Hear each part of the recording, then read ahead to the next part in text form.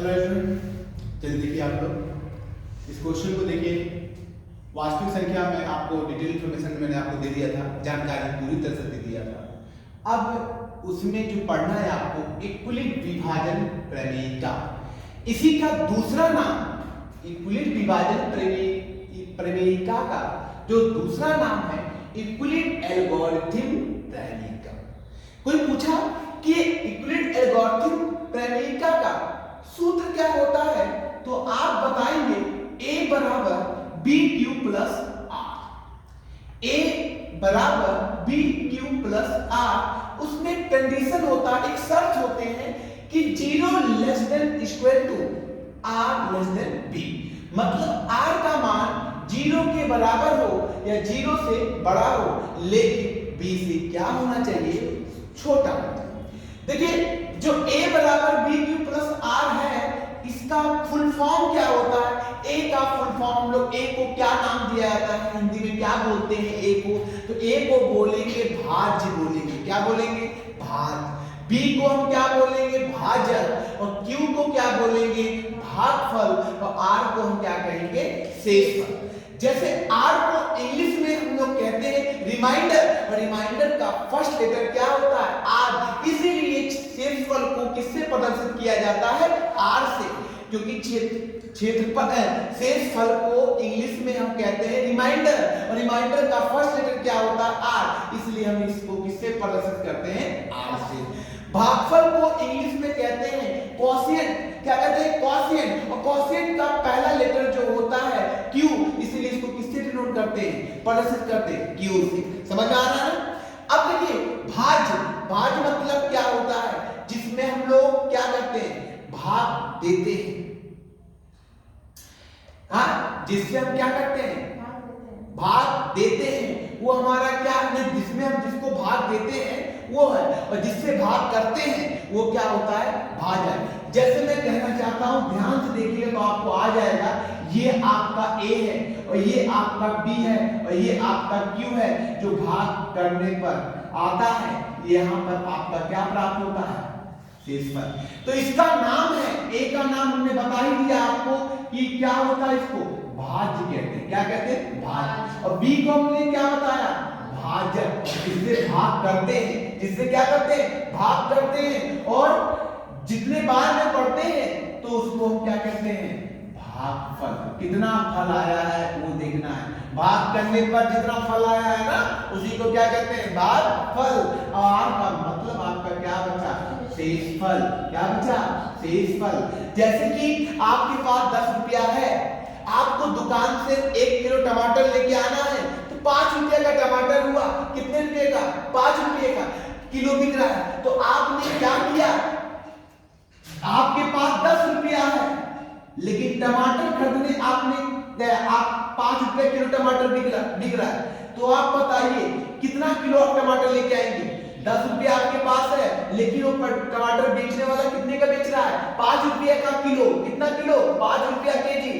तो बताओ तो आपको कितना किलो मिलेगा? तो इसको इसमें भाग करते हैं तो 5 दूनी कितना होता है? 10। इसका क्या हुआ? ये। तो मतलब 5 रुपये का जो टमाटर है वो हमने कितना लिया? 2 किलो लिया। कितना किलो लिया? 2 किलो। और उसके पास कितना रुपया था? 10 रुपया। अब वो 10 रुपये का टमाटर कितना केजी लिया? 2 केजी, 2 किलो। अब उसके पास कितना बचा? 0। 10 रुपया था तो उसने 2 किलो टमाटर ले लिया 5 रुपए किलो के हिसाब से, तो उसके पास पैसा बचेगा? नहीं बचेगा।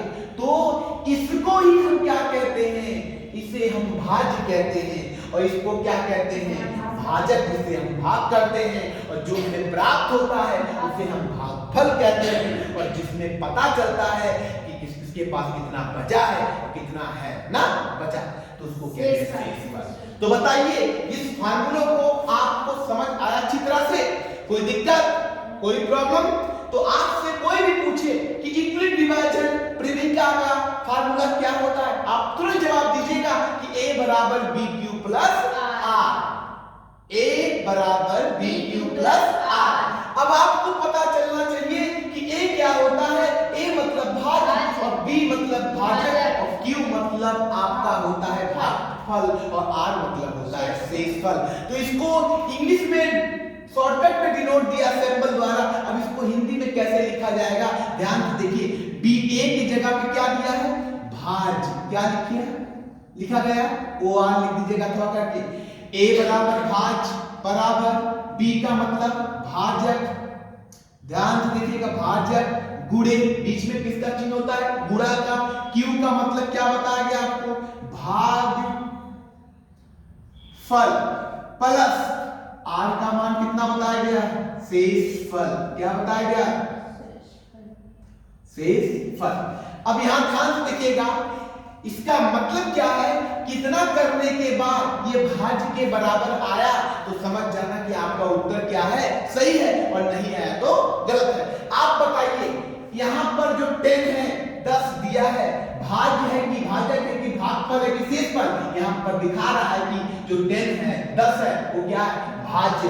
तो आप बताइए 10 यहां रख दिए, भाजक किससे भाग किए थे आप 5 से, भागफल कितना आया 2, शेषफल कितना आया 0।